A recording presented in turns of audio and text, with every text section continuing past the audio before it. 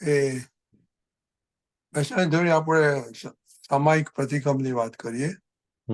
જે આપણે ચીકણી ફાઇલ કે ક્લોઝ ફાઇલ નું જે આપણે દોષો થયા હોય આપણાથી, તો એમની પ્રતિક્રમ કરવાના છે. એ રિલેટિવ રિયલી જોઈને હું જ એમાં છું, એમના જેવો શુદ્ધાત્મા હું જ છું, અને પછી આપણે જે દોષો કર્યા પ્રતિક્રમ. તો એ પ્રોસેસમાં અભેદતા આવે તો થોડા વિનો પ્રકાશ પાડો ને. હા,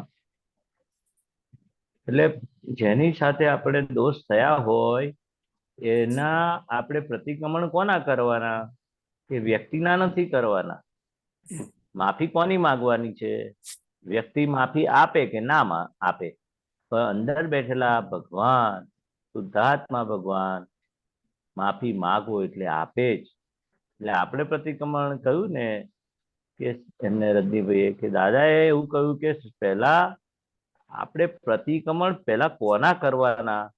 કે આપણી ભૂલ ના કરવાના. અને ખબર પડે કે આ મારી ભૂલ છે. હવે પોતાની ભૂલ ના હોય તો પ્રતિક્રમણ કેમ ને કરશો તમે? પહેલા ખબર પડવી જોઈએ કે આ મારી ભૂલથી છૂટવાનું છે. વિષય વિકારની હોય તો વિષય વિકારની ભૂલ.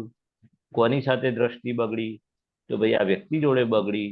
અંદર તો ભગવાન છે.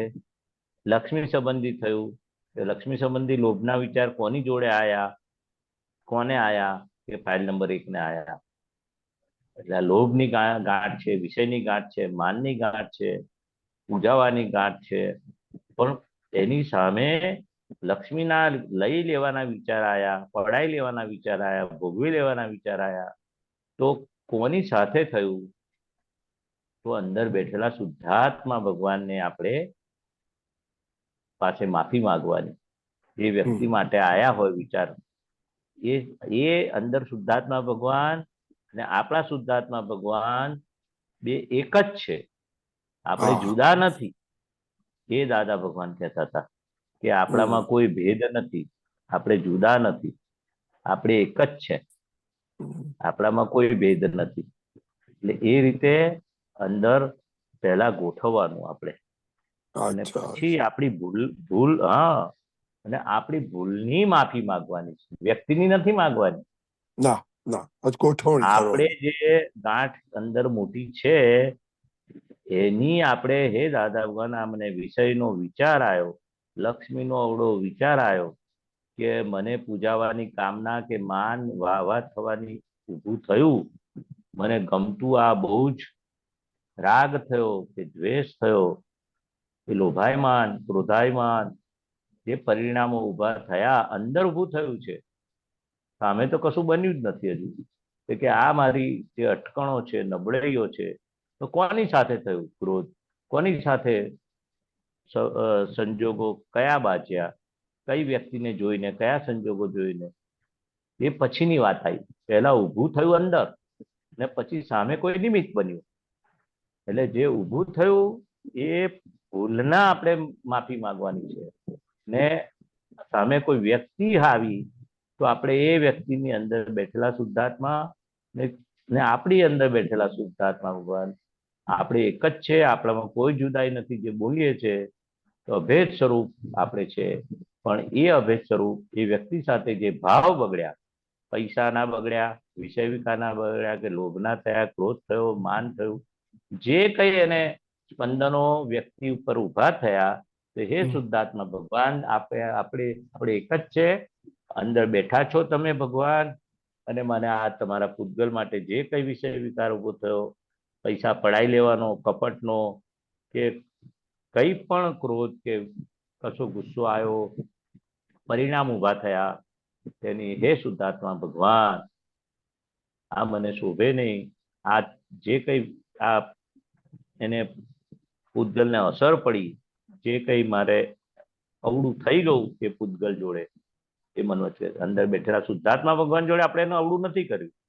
આપણે દાદા કે છે ને એને ગધેડો કયો, પણ અંદર શુદ્ધાત્મા ભગવાન છે ગધેડામાં, અને અપશુકન થયું તો ભગવાન કે છે ને કે ભાઈ તે મને ભગવાન તરીકે ના જોયો, ગધેડા તરીકે જોયો. અને અપશુકન બોલ્યા કે બિલાડી આવી, તો બિલાડી અંદર ભગવાન બેઠા છે, આપણે જોયા નહીં અને કહીએ કે બિલાડી આડે આવી.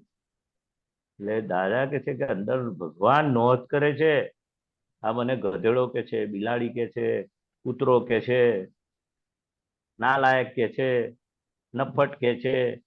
આપણે નાલાયક અવળો છે માણસ, જવા દો ને, એની વાત જ ના કરાય, નકામો છે, બધું બેકાર, એ બધું બોલીએ છે ને, પણ અંદર ભગવાન નોંધ કરે છે કે આ કોને કે છે, એ મને ઓળખતો નથી. અંદર બેઠેલા ભગવાન બધી નોંધ કરે છે. જા એક અવતાર એને બી ગધેડાનો આવે, એવો મારા જેવું, મને કર્મનો ઉદયથી મારું જે પેકિંગ આવ્યું છે, તો અંદર આપણે કેવું હોય, ગધેડો છે, વ્યવહાર દ્રષ્ટિથી પેકિંગ છે ગધેડાનું, નિશ્ચય દ્રષ્ટિથી શુદ્ધાત્મા છે. કોઈ વ્યક્તિને આપણે વળવું હોય તો ભગવાનને અંદર શુદ્ધાત્મા ભગવાનની માફી માંગવાની. હે શુદ્ધાત્મા ભગવાન, કોઈ પણ આપણા સગા હોય કે દોસ્તાર હોય કે કલીગ્સ હોય કે જોડે નોકરી કરતા હોય, તો હે શુદ્ધાત્મા ભગવાન, હું આપને નમસ્કાર કરું છું. આપ બાજુ પર બેસો, મારે આ પેકિંગને જરા ટકોર કરવી છે. એટલે જુદું પાડવાનું. ગધેડાને ગધેડો કર્યો પણ અંદર માફી માંગવાની. હે ગધેડામાં અંદર રહેલા શુદ્ધાત્મા ભગવાન, મેં તમને ગધેડા સ્વરૂપ જોયા, ભગવાન સ્વરૂપ નથી જોયા. ભૂલ કઈ થઈ કે ભગવાન સ્વરૂપ જોયા વગર ગધેડો ને ગધેડો કહી દીધો, બિલાડી ને બિલાડી, કૂતરા ને કૂતરા જેવો છે, ગધેડા જેવો છે, એટલે અપશુકન થયા. એટલે ભગવાન શું કે છે, નાલાયક કહીએ ને તો અંદર ભગવાનને પણ તમે નાલાયક કીધા. દાદા તો એવું કે છે કે અંદર ભગવાનને નાલાયક ના કહેવાય, ભગવાન તો ભગવાન જ છે. કે આ બોલ્યા નાલાયક, તો ભગવાનને આપણે ગાળ પાડી કે ઉતારી પાડ્યા કે અપશબ્દ બોલ્યા કે ભગવાનને પહોંચે છે. એટલે દાદા શું કે છે કે ભગવાનને નમસ્કાર કરીને જે કંઈ બોલવું હોય, જે કંઈ વળવું હોય, જે કંઈ ટકોર કરવી હોય, પણ અપશબ્દ તો ના જ બોલાય, સારી ભાષામાં બોલવું પડે. પણ કોને? ના પેકિંગને, ભગવાનને બાજુ પર મૂકવાના, ભગવાનને ના વળાય. ભગવાન તો ભગવાન છે, એ જ ભગવાન આપણી અંદર બેઠા છે. આ રીતે પ્રતિક્રમણ કરવાનું. બરાબર? બહુ સરસ. હવે આપણે ટાઈમ થઈ ગયો છે, ત્રિમંત્ર બોલાવો. ઓકે. તો